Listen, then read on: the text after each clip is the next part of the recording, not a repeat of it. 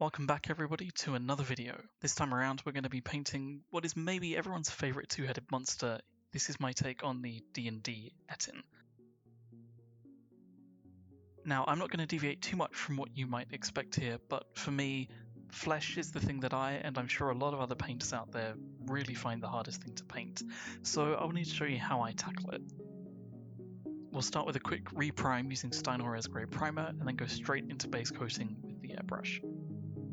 Now this time around, I'm actually going to be mixing some colours using the Vallejo Air Flesh line, and I'm mixing them because out of the bottle, the transitions between the colours are a little bit harsh. Let me show you what I mean. On the left, you can see a work in progress hill giant from Reaper that I painted straight out of the bottle from a darker flesh tone up to flesh and then pale flesh on top. The shadows and highlights are a little bit harsh, but there is a very clear transition there. And on the right is the Ettin with the mixed skin tones. The shading is a little bit more subtle, which is actually closer to how flesh behaves, but ultimately which one you prefer is going to be down to personal preference. Both are valid, but I don't want every one of my flesh paint jobs to be exactly the same, hence me mixing things up a little bit this time around. Alright, then in we go. The base coat here for the shadows will just be pure Barbarian flesh. And all the colours will be on the screen, by the way. The intermediate flesh tone will be a 3-to-1 mix of Dwarf flesh and Barbarian flesh. So that is 3 drops of Dwarf flesh to 1 drop Barbarian flesh. And for the highlights, we'll go 1-to-1 with Dwarf flesh into pale flesh. Now I'm applying this with the airbrush, and it's for a couple of reasons really. One is speed. To get the smooth blends that an airbrush gets you by hand, I would need to do a lot of layering or wet blending, and honestly, it's not what I enjoy spending the time on when I paint.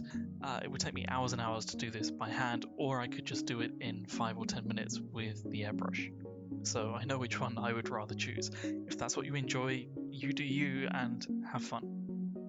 With the base coat done, we can then go into our wash, which will be a 2-to-1 mix of Reikland Fleshshade and Larmian Medium. That is 1 part wash to 2 parts medium. And I'm diluting it because, again, I want the subtle transitions and colours you see in skin, and I don't want the wash to overpower the flesh tones.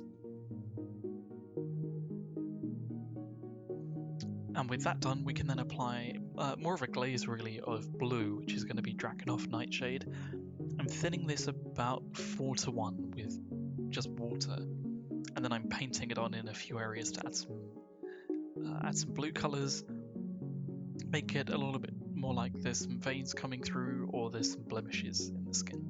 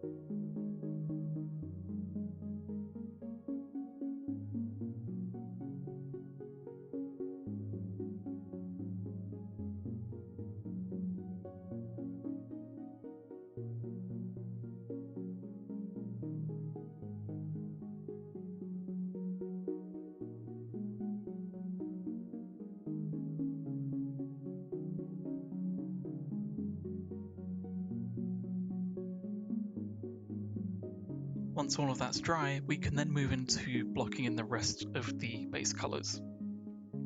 And the reason I prefer to block everything else in now is because your eyes can trick you a little bit, and the way that you perceive colour actually depends on the surrounding colours of what we're looking at. So at the moment, this whole mini is painted in a flesh tone, so it's going to be very difficult to judge if that's the right shade or not until some other colours are down and on the figure.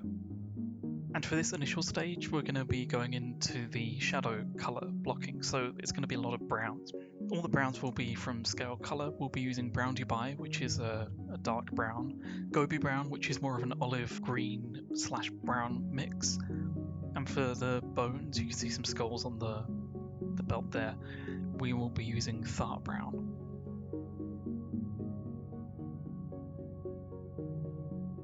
As it turns out, the Dubai brown isn't quite dark enough on its own, so I'm mixing it in equal parts here with black ink. This will undercoat the leather, fur, and hair parts on the model.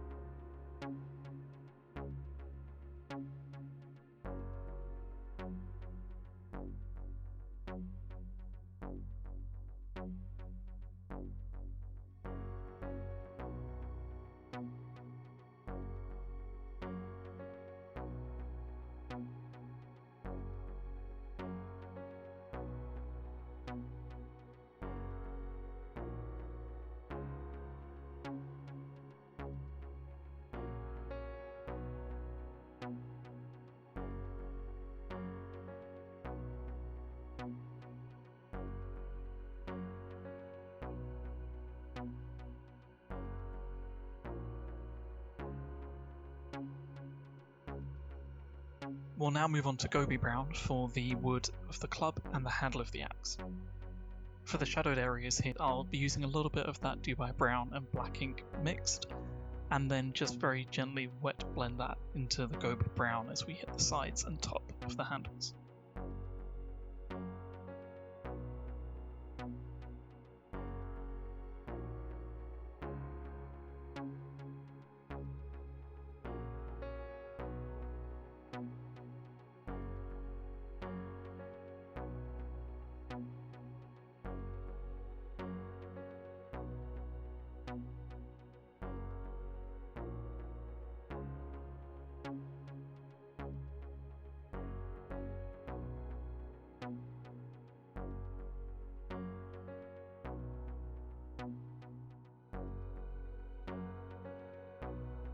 For the blade of the axe, we will be using Vallejo Metal Color Steel. If you wanted to, you could also do this in stone color, either grey or bone white, depending on the type of look that you wanted for the Ettin.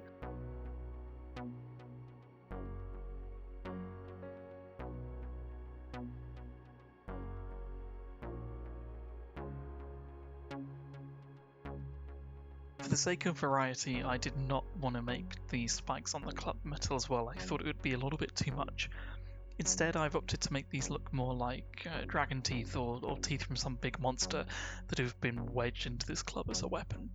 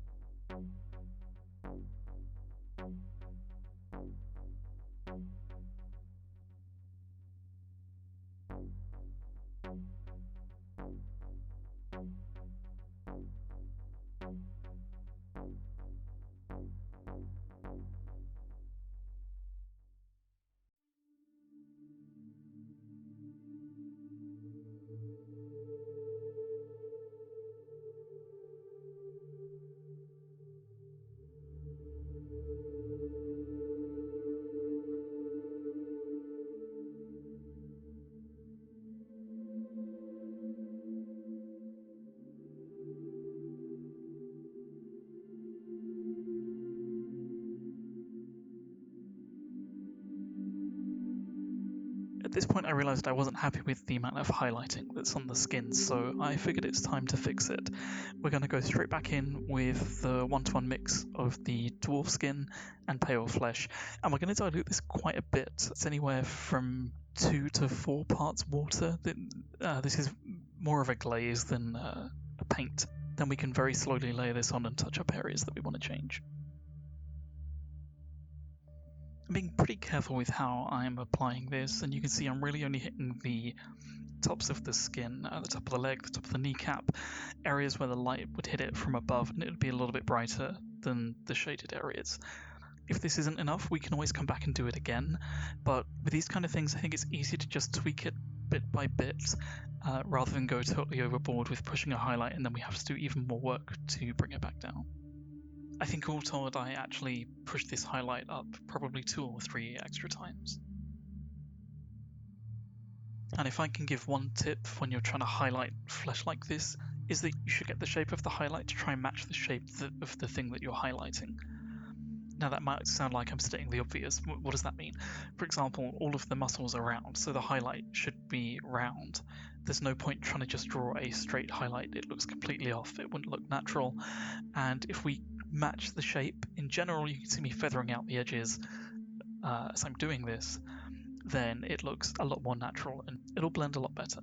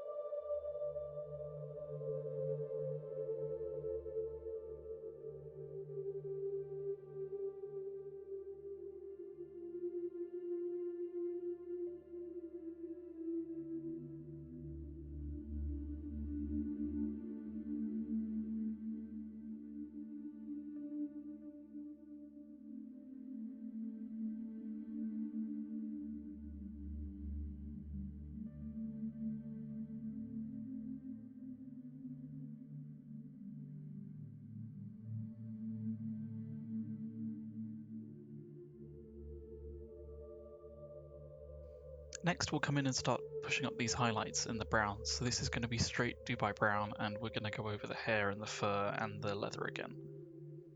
Just making sure to only hit the highlighted areas. We do want to leave this darker colour as the shadow.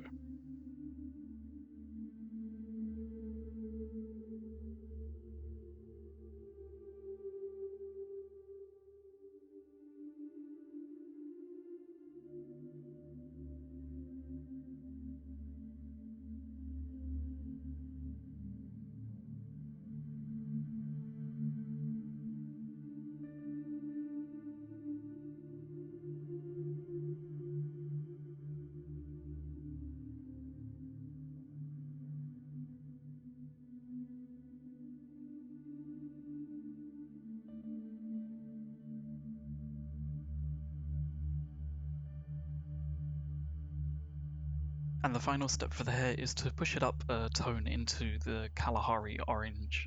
This will give a nice highlight. I did actually try and take it one step further up into kind of a yellow after the orange, and what happened is it didn't really end up working because the yellow of the hair started to look way too similar to the flesh tones, so I actually just knocked it down one and didn't end up using that in the finish mini.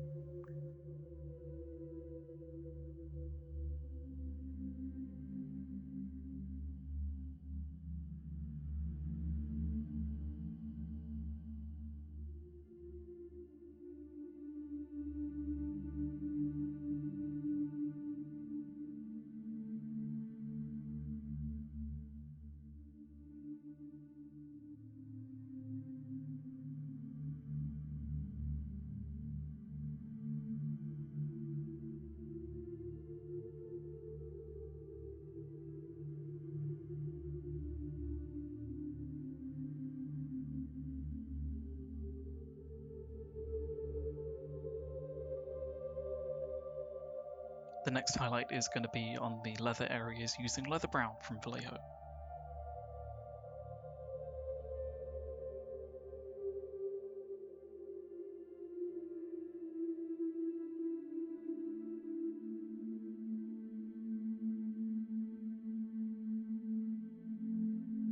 So with that highlighted, we can then take some of these browns down a shade. For that, we're going to be using Agrax Earthshade. We're not going to do it on the hair. We want to leave those highlights as they are, but we will put it on all of the leather parts, the skulls, and the fur on the belt.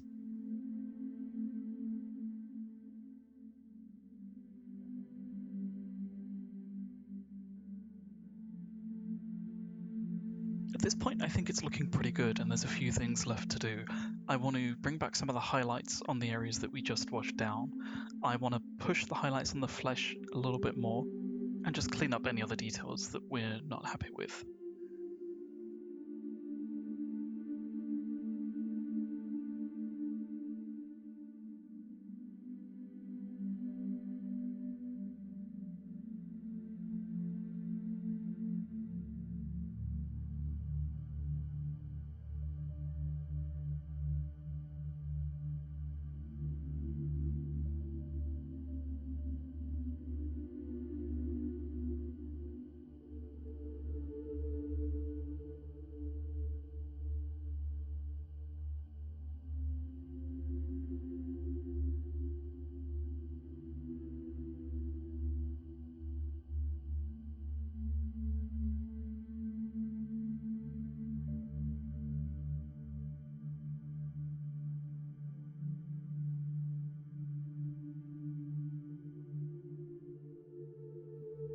Now for the fun part, we are going to freehand some war paint onto the Ettin, and we're going to use two colours to match the official art.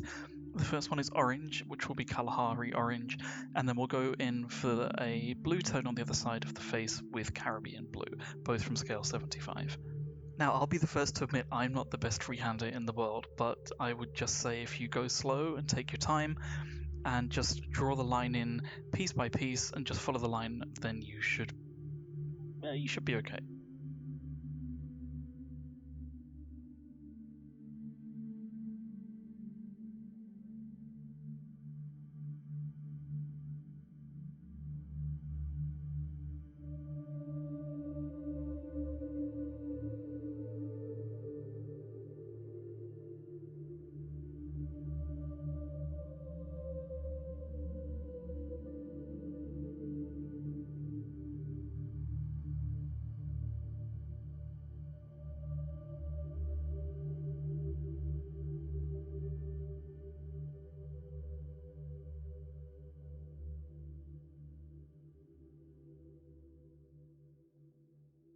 Now, you might look at this next step and ask yourself, Matt, what are you doing? And the answer is, I'm actually checking the lighting. It's very easy when you're painting under a hobby lamp to assume that all of the tones are correct. So I think it's really important to just pull it out from under that super bright light and look at it in just normal room lighting conditions. It gives you a much better idea of whether the highlights and shadows are good enough. And as it is right now, I'm actually not 100% happy with the flesh. I think it can be pushed up just a little bit more, so that is what I'll do. I'm going to go back in one more time with the flesh highlight shade that we mixed earlier.